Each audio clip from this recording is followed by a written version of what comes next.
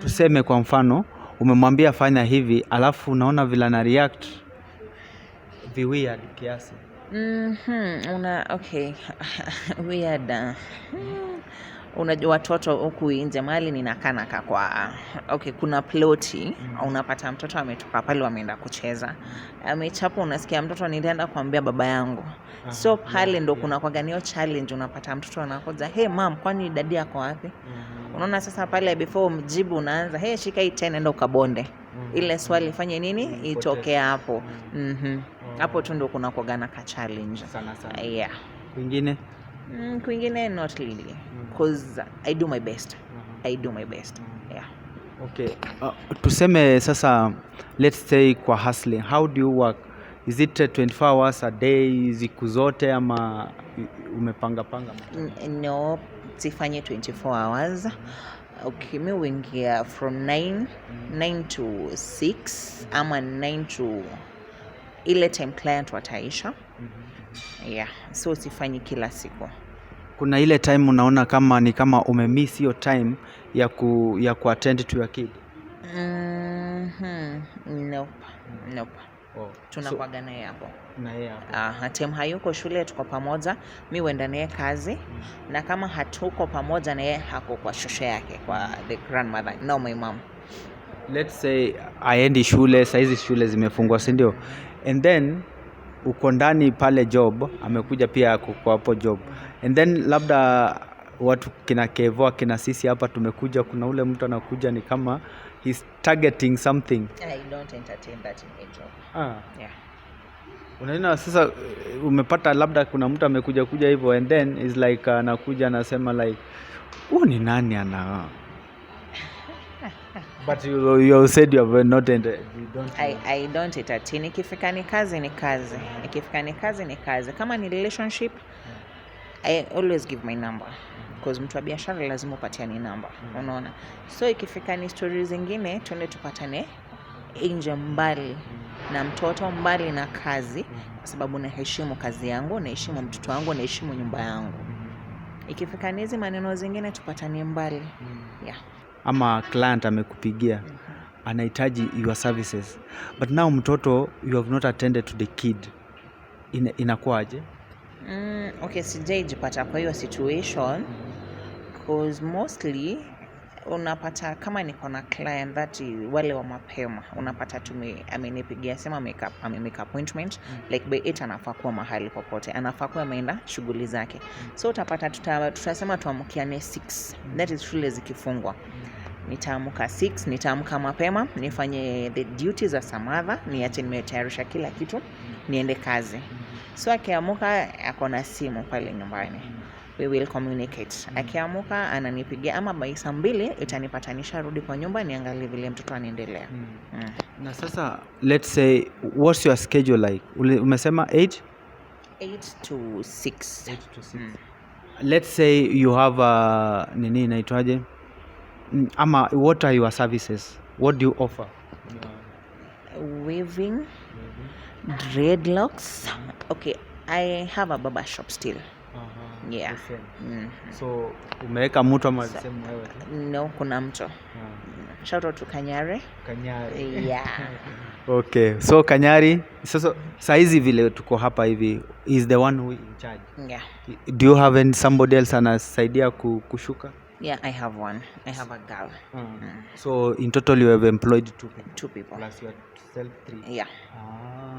So that's so impressive. That's so nice. Maybe if I may ask, ulianza aje ukafika hiyo kiwango ya kusema kwamba I want to start this and this and this? Ulienda shule ama nini? How was the journey like? Nilikuwa na passion ya kushuka. Nikarudi nikaenda Wings Parlor College now. Nini skills, kuziendelesha zile za chemical na hizo madai. Kuzisomea sasa. After nimemaliza nikarudi nikaandikwa attachment pale Highway Towers. Tukakaa na the madam there, tukakaa karudi akafunga akaenda kufungua pipeline now. Tungefuatana na yeye huko. So still nimefanya promotion ma promotion nimefanya NHIF, Supercover, nimefanya za KPLC, za token. So nime hustle before nifike mahali niko nimepitia sana. Okay, unaweza peana hiyo story vile ulikuwa umepitia ama what you have done so far? Yeah, okay, nilianza na salon. Ama Yes. tuanze hivi. Wewe kabisa wewe ulizaliwa wapi hizo maneno? But I know if you are free you can also tell which year hiyo ulianza. Mimi ni mzee. Mimi ni mzaliwa Nakuru, Bangladesh, but nimelelewa Gilani. Mimi ushiriki Holy Cross Catholic Church. Nimelelewa huko. Huduma zote, ubatizo, kila kitu nimemaliza. So after hapo ndio single but searching a serious guy now. Searching for a serious guy. A serious guy na niko na mtoto. So ukikuja jitume vizuri. Now after I finished my high school ndio nikaenda college. That is how it's Pala. After hapo nikamaliza. Okay, nime hustle. Ndio ifike mahali nikafungua biashara. Tulisaidiana sisi kama familia yetu nao. Me, my mother, my sisters, tukasaidiana. Ndio we manage. At least unajua mkishikiliana na familia kitu mteyeza na mtafaulu. Shout out to Lucia, kuna wines pale Fevada. Cafe na pia salon inajita Fevada. So we have that cafe Fevada. Yeah. Nini yako inaitwa? Inajita Favored Salon na dadangu ako na Favored Wines and Spirits. Yeah. So nini yako iko wapi your salon? Nyumba Nyeusi pale Langalanga. Okay. Na unasema masista yako, so they were in support of this? Yeah. We do support each other. Ulisema how many are you? We are 4. You are 4. Kwa hao wote kila mtu na kazi yake anafanya ama there's somebody mnashirikiana? Kuna dadangu Lucy ndio mkubwa mwenye ako na wines hapo cafe. Mimi ndo ninafuata, niko na salon pale Nyumba Nyeusi najita Favored bado. Then kuna my brother anaitwa Anthony, anasomea NIBS engineer. Then our last born ako shule anaingia form 4. I only know you and your mother. Too bad. Kuna siku nitakuja kutembea kuwaona. Umekaribishwa sana. Sisi tunafanana, tuwezi potea kwetu. Okay. Now, unasema kwamba hiyo safari yote ukaingia ukafanya job. Now, the capital yenye ulipata, ulisema ulisaidiana na wanini zako. What was your it's not actually the percentage ama nini. How come what happened ikafika ile kiwango ukasema this is ulipata wapi ile cash? Ulisema lazima mtu ukianzisha kitu lazima kuna yako unaweka kwa meza, and then when others come to support you have something. Unajua one thing is in this life ukiwa na passion ya kitu, hata kama umeandikwa kazi, kuna ile siku unajiambia nitakuja kujiandika.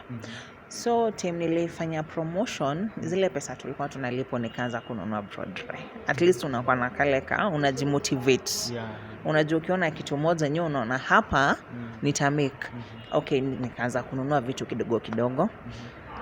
Time sasa mimi mwenyewe nikakuja. I come to realize mali nimefika sasa na ile savings niko nayo, I have to do something because nimenunua vitu kidogo zenye zimebaki si mingi.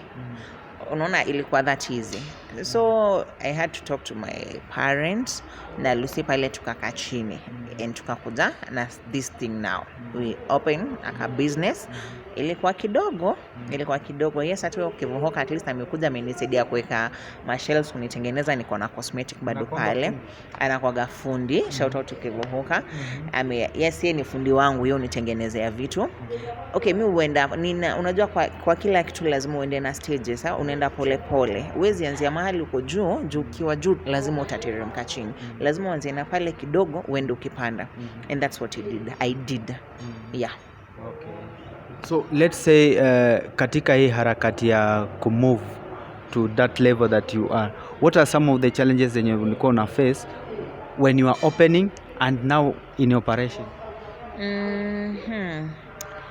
Okay, at first yes, nilikuwa na challenge, alafu unapata unajua kazi ikiwa mpya ni ngumu.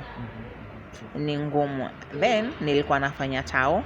I had kufungua kazi huko chini ile mali pesa zangu zingefika na mali ningeweza kumanage kulipa. Unaona?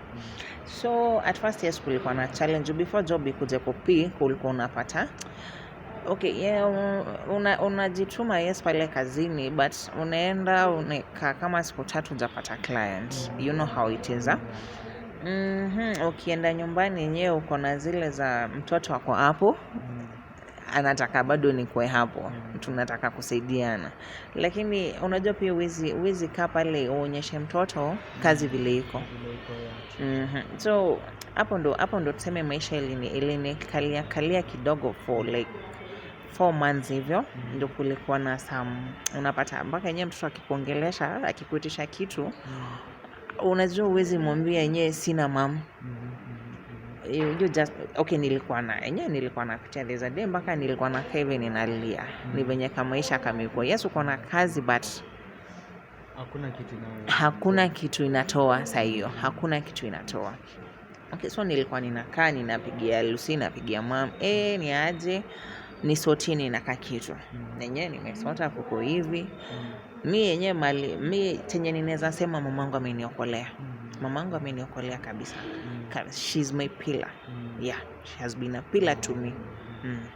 That's nice. So mother akakusupport, akakushikilia? Walinishikilia sana, walinishikilia. Na hadi wale bado tunashikiliana. So by then sasa ukianza hiyo job, mtoto alikuwa how old? Mtoto alikuwa kazi saizi imekaa miaka 2, hii ni miaka 3 tunaendelea. So alikuwa like 6 years, alikuwa anaenda 6. Saizi anaenda shule. Saizi yako shule. Hata by then bado alikuwa shule. Hiyo time sana nilikuwa nimeandikwa. Unajua alikuwa playgroup, alikuwa nursery. Yeah. Sasa before then ama before ufike ile time ya kufungua job, what were you doing to keep this kid in school and also to keep the feeding? Nilikuwa nimeandikwa kazi hapo town, hapo Sigma Plaza. I used to pay working stations, that was 3,000 every month. So hapo ndo at least hapo ndo nimejilelea. Okay.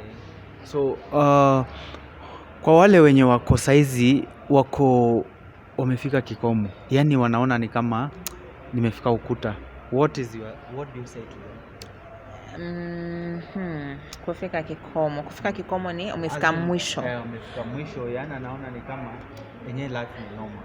Amejaribu hivi, anajaribu kuhustle but vitu haziendi vile anataka. Yenyewe life imekuwa ngumu.